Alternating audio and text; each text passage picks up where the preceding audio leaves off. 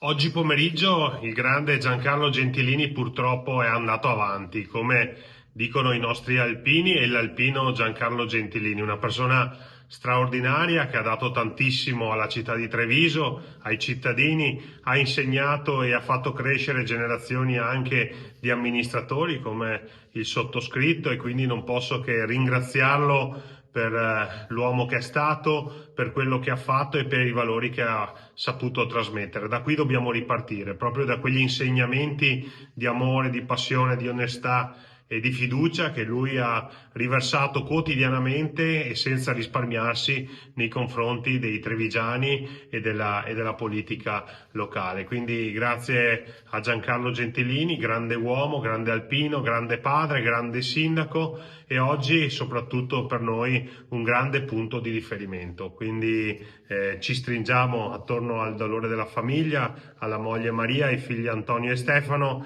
e davvero sentite condoglianze a tutti per un uomo che ha cambiato il destino della città di Treviso e ha cambiato la figura del sindaco in Italia.